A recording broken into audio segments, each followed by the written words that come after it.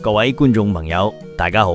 今日我哋要傾嘅係一個近年嚟非常引人關注嘅話題：美國前總統特朗普與科技巨頭埃隆·馬斯克之間嘅關係。呢兩人看似係政治盟友，但係隨住權力同利益嘅碰撞，佢哋嘅合作逐漸走向破裂，甚至喺社交媒體上邊公開互撕。咁呢段關係如何演變嘅？背後又隱藏咗邊啲深層矛盾呢？俾我哋一齊嚟回顧呢段從親密戰友到勢同水火嘅政商博弈。特朗普同馬斯克嘅交集並非始於總統競選，早喺2016年大選前，馬斯克就曾經公開批評特朗普嘅政策，認為佢偏執且充滿爭議。但係隨住特朗普嘅崛起，兩人嘅關係發生咗戲劇性嘅轉變。2016年，特朗普嘅競選團隊通過社交媒體精準營銷，成功吸引咗馬斯克嘅注意。而馬斯克作為特斯拉同 SpaceX 嘅創始人，亦都喺呢一時期開始支持特朗普嘅競選。2020年嘅總統大選期間，馬斯克更係成為特朗普嘅關鍵支持者。佢通過捐款同站台為特朗普爭取選票。據公開數據，馬斯克向特朗普嘅超級競選委員會捐贈咗2.7億美元，呢一金額遠超其他富豪嘅貢獻。馬斯克嘅政治投資並非完全出於理想主義，一方面佢認同特朗普對科技產業嘅重視，支持佢嘅推動製造業回流嘅政策；另一方面，佢亦希望借助特朗普嘅影響力，為特斯拉爭取更多嘅政策傾斜。例如，特朗普曾經承諾喺競選期間推動對特斯拉嘅補貼政策，呢個同馬斯克嘅商業戰略高度契合。特朗普上台之後，馬斯克被任命為政府效率部部長，呢一職位雖非內閣成員，但賦予佢直接參與政策制定嘅權力。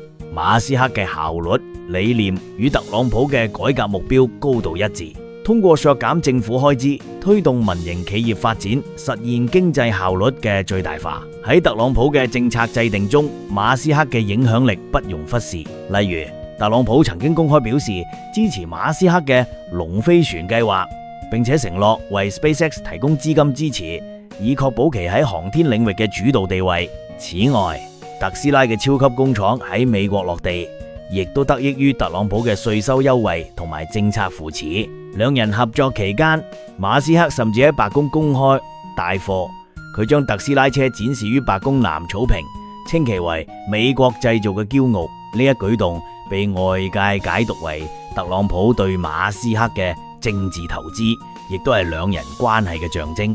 盡管合作初期水到渠成，但兩人間嘅矛盾早已埋下伏筆。馬斯克喺擔任政府效率部部長期間，曾經向聯邦僱員發送郵件，要求其匯報過去一周嘅工作內容。呢一行為被部分內閣成員視為對聯邦體制嘅冒犯，認為佢缺乏對政府運作流程嘅理解。馬斯克對特朗普嘅關稅政策持反對態度。作為特斯拉嘅創始人，佢深知高關稅對電動汽車行業嘅衝擊。2022年，特朗普對中國加徵34%嘅關稅，而馬斯克公開批評呢一政策，認為其破壞咗全球化貿易嘅根基。呢種立場差異成為兩人關係破裂嘅導火索。2023年4月，馬斯克曾經提名億萬富豪艾薩克曼擔任 NASA 局長，希望推動更激進嘅太空計劃。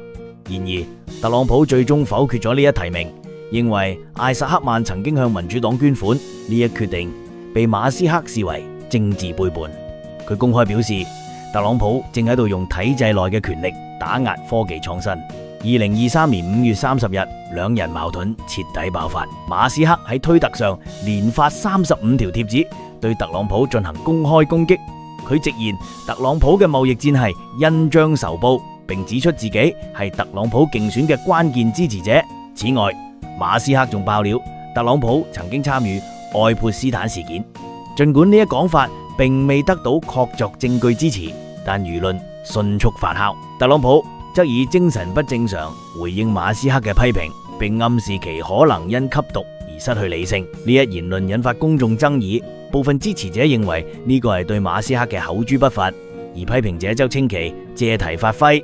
呢場公開爭執唔單止影響咗兩人嘅個人形象，亦都對美國政壇產生衝擊。特朗普嘅幕僚對此感到不安，認為馬斯克嘅言論可能損害佢嘅政治聲譽。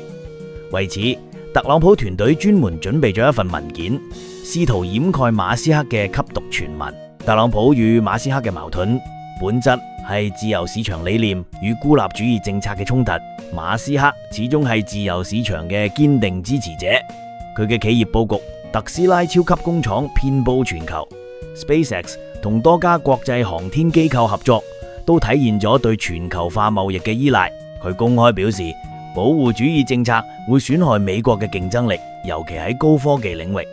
而特朗普就認為關稅同貿易保護政策係重塑美國製造業嘅必要手段。佢喺演講中多次強調，將製造基地帶返美國呢一政策，雖然喺短期內推動咗部分產業回流，但係長期嚟睇，可能加劇供應鏈斷裂同埋成本上升。兩人對美國優先嘅理解存在根本差異。特朗普認為優先意味住保護本土產業，而馬斯克就認為優先應體現喺科技創新同國際合作中。呢種價值觀嘅衝突使到合作難以持續。2022年初，中美雙方因關稅問題陷入僵局，特朗普對中國加徵34%嘅關稅，而中國隨後採取對等措施。呢一你來我往嘅關稅博弈，導致雙方關係一度緊張。然而2023年5月5日嘅通話標誌住雙方關係嘅短暫緩和。儘管雙方喺關稅問題上達成共識，但係會談嘅內容仍然存在爭議。特朗普指責中國喺稀土管制同華為芯片問題上面嘅不透明，而中國則反訴美國喺貿易制裁上嘅雙重標準。呢種相互指責嘅模式，使到雙方關係難以真正改善。馬斯克嘅言論喺中美貿易戰中起到推波助瀾嘅作用。佢喺推特上批評特朗普嘅關稅政策，甚至暗示中國喺經濟上更值得信賴。呢種表態可能影響美國國內對華政策嘅輿論環境，加劇雙方嘅外交摩擦。馬斯克嘅第三黨構想若成真，可能對共和黨構成威脅。佢喺公開場合表示，若果共和黨無法解決經濟問題，佢將組建獨立政黨，聯合中間派力量挑戰現有體系。呢一計劃若實施，可能重塑美國嘅政治生態。特朗普雖然對馬斯克保持一定尊重，但兩人已冇實質合作。例如，特朗普喺取消對特斯拉嘅補貼後，馬斯克嘅政府效率部角色被弱化，僅保留顧問頭銜。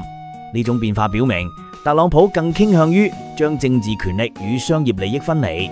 呢段關係嘅破裂，亦反映咗美國政壇嘅結構性矛盾。一方面，特朗普需要科技巨頭嘅支持以鞏固權力；另一方面，科技企業更傾向於自由市場政策，而非保護主義。呢種矛盾嘅持續存在，可能引發更多政商衝突。特朗普同馬斯克嘅呢段關係，從親密戰友到分道揚鑣，係美國政商關係嘅一個縮影。佢哋嘅互動不僅關乎個人利益，更折射出美國政治體制嘅複雜性。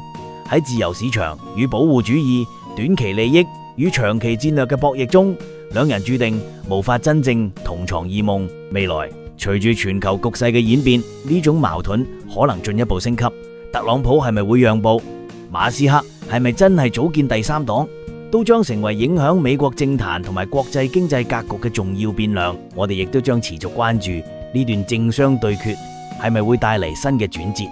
感謝收睇本期節目。如果你對呢段關係嘅後續發展有更多諗法，歡迎喺評論區留言。我哋下期再見。